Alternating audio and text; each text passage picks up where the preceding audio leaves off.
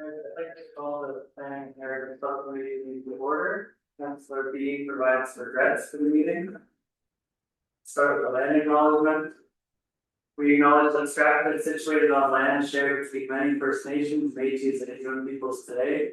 As a city, we have responsibility for the stewardship of the land on which we live and work. Today, we acknowledge Haudenosaunee, Anishinaabe, and neutral other Wandering peoples.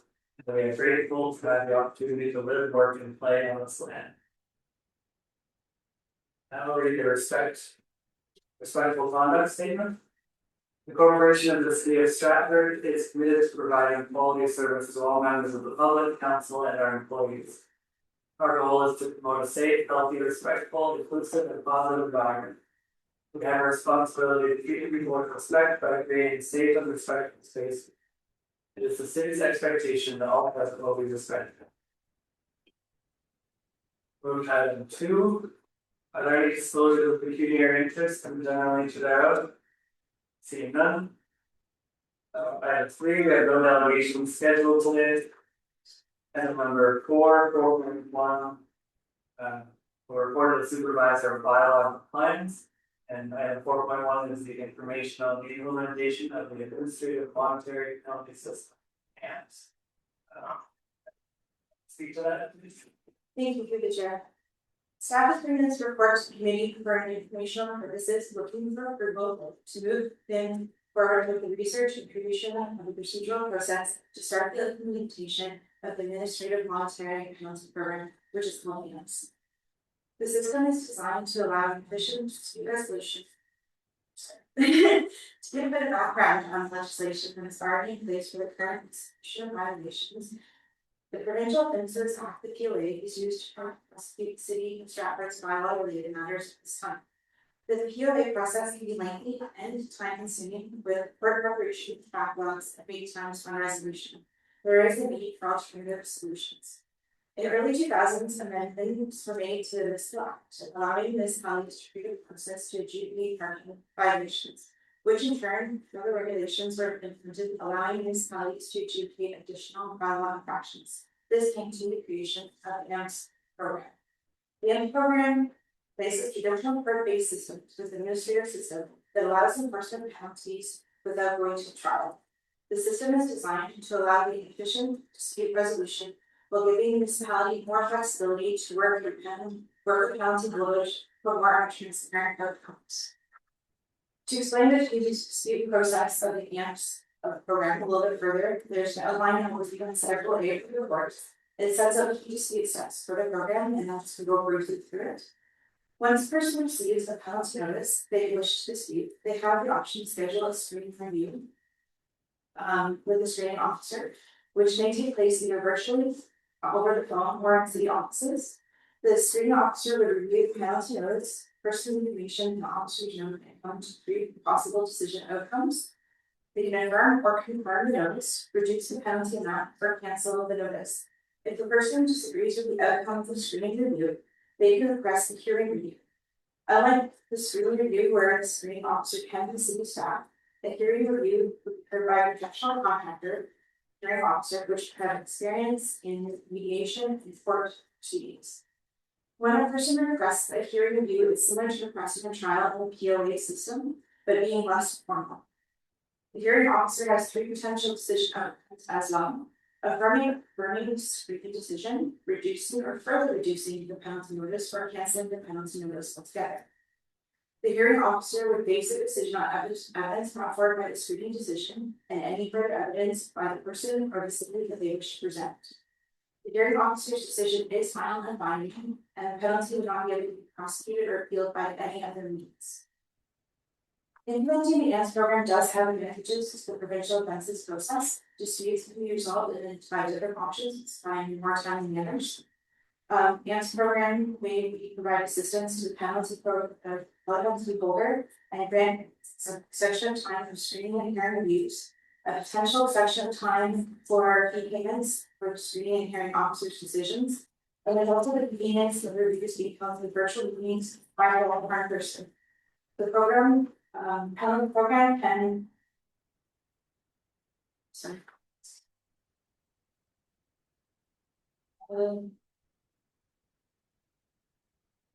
Thus, the burden on the POA court system, the penalty holder, and the officers, as well as city prosecutors, by decreasing preparation times for reports, resolving lengthy wait times for scheduled court dates, and the lack of need to attend court to resolve disputes, and all the while enhanced program to we reach same resolutions and similar compliances as the POA system does now.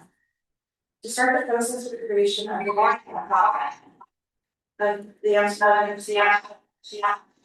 staff would have to develop the AMPS bylaw. Bylaw would lay out a procedural process for the AMPS program, issuance of the service of the county notice and documents, administration fees, screening and hearing review processes to the resolution and dispute. This bylaw also indicates which bylaws would be designated to be regulated enforcement for the AMPS program. Staff would have to amend these designated bylaws and their enforcement provisions to ensure they meet provincial regulations to allow bylaws to no longer subject to the POA system. Staff would create short-term written fines to be incorporated in the AMPS bylaw as well. These fines can help ensure compliance with the AMPS designated bylaws, timely payments of fines, and preventing unresolved penalty notices. This is similar to the short-term writing and fine payout in the POA system.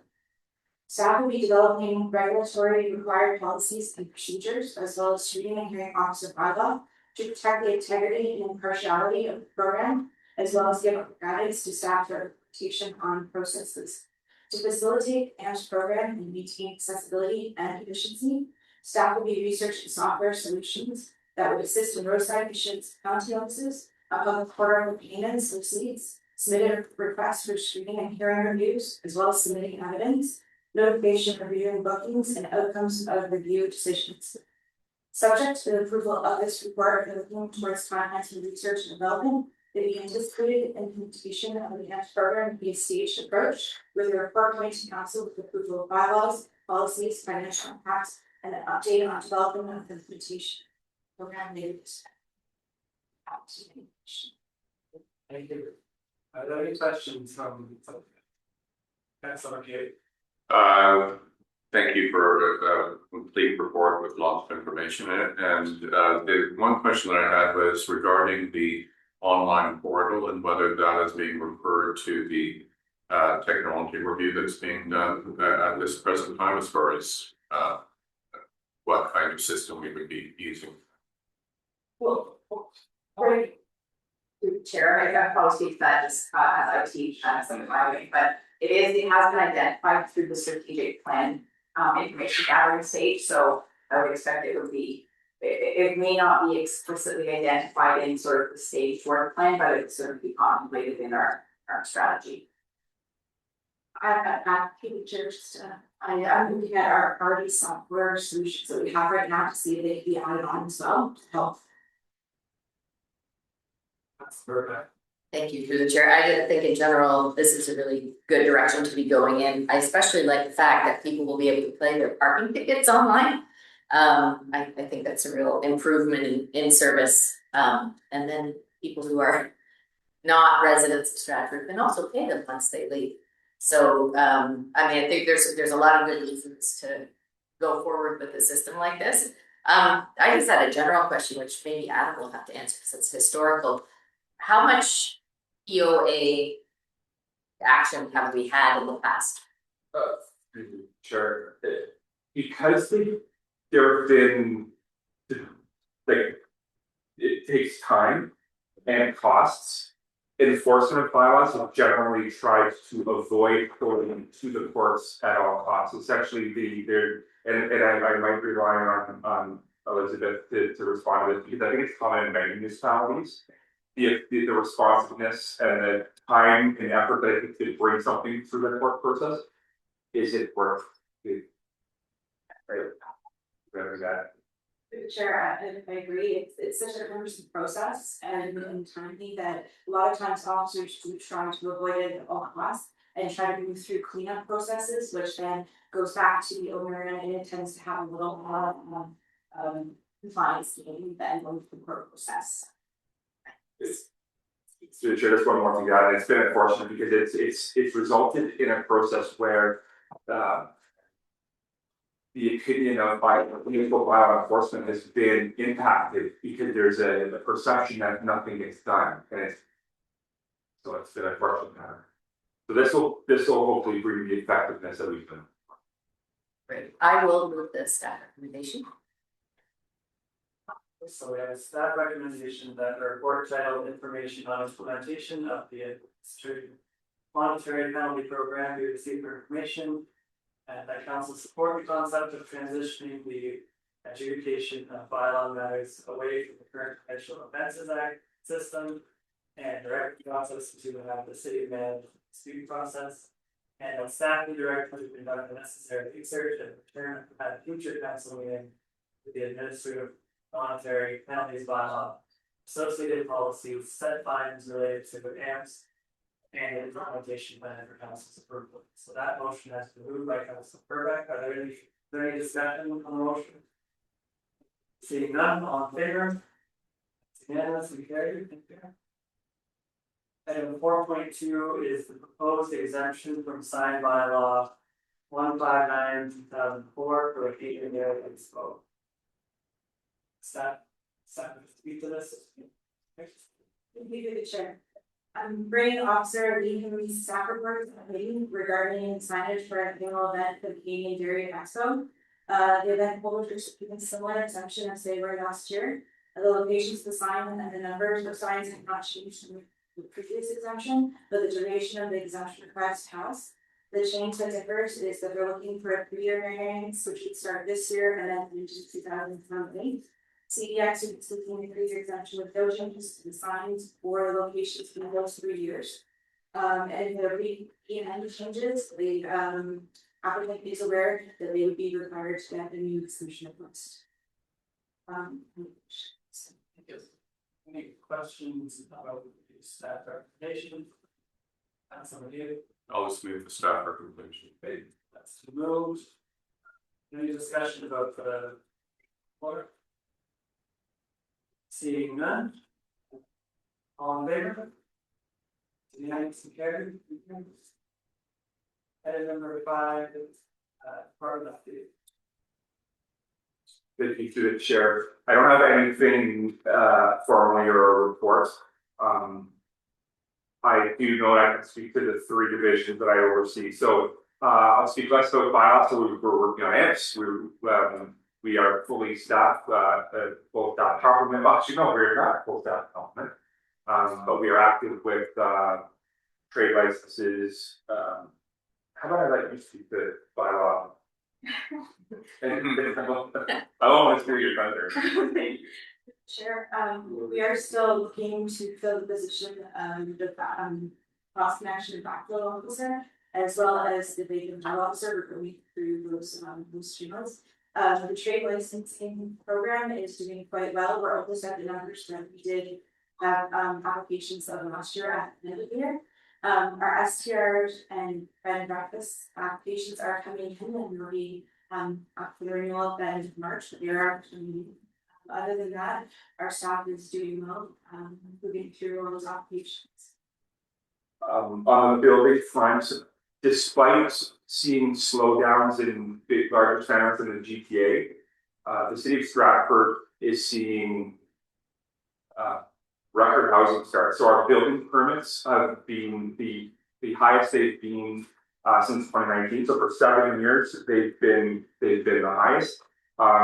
We are seeing and the majority of that activity has been in the last 3 years. A lot of the housing starts we are seeing, about 40% of the housing starts are comprised by townhouses. So when we drive on new subdivisions, we're seeing lots of townhouses. So we could certainly see that on the ground. And about a quarter of all new housing starts are apartments. So that's another something that I'm glad to see. I think as the housing crisis remains front and center, the dwelling types moving away from the single attached dwelling, more to the higher density, missing middle type of housing is what we need to see. So I'm happy to report that despite what's happening in the GTA large centers, builders activity is coming to Stratford. We are starting. I think we can point to a couple of the larger subdivisions that are currently going through, and we can point or give thanks to those. I do think though that builders and developers are coming from smaller centers, because it I think we can often think that there's a lot of bureaucracy, right, like in a smaller municipality like Stratford, it pales in comparison to the bigger centers.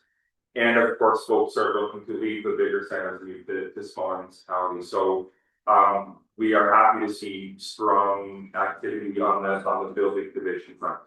On the planning side, we are, and I think part of the planning is full staff complement, and that has been a challenge as committee members have been aware for the last 2-3 years. We are finally at full staff complement. The official plan review, we had Stuart Filson, our new supervisor of policy placement, he presented to council earlier this week of update on the official plan review. Fingers crossed, hoping to have, and as mentioned this morning at the committee of the whole, that we are hoping to have at least a document presented to council for consideration. Planning is, I think what we like to see, what I'm happy to see is a team of planners who have been working in the city for at least a year, some of us even more than 2. It is difficult when you have a department of planners, all of whom are relatively new to the city and don't know where things have been, where things are going, who to, and those sorts of things. So I'm starting, I'm really pleased to see the dust settling in that regard and momentum moving forward. So, great. Any questions for staff? Councilor. Thank you to the chair. Yeah, it's great to hear excellent report in the planning field. I just had a STR question, which I know that I'm going to be asked, so I'm going to ask it ahead of time. Any thoughts on going to some STRs to check whether they are licensed or not? Like kind of enforcing that bylaw. Through the chair, so you're sort of seeking to proactively get things. Yes. Yeah, starting after March 31st, just allowing people to be able to put in their license applications. We are moving forward practically. Thank you. See any other questions? Item number 6, advisory committee website board minutes. The agenda. Next on the subcommittee meeting is March 26th, 4:30 in council chambers if required. And number 8 is adjournment. So we're back to those. All in favor? We're adjourned. Thank you.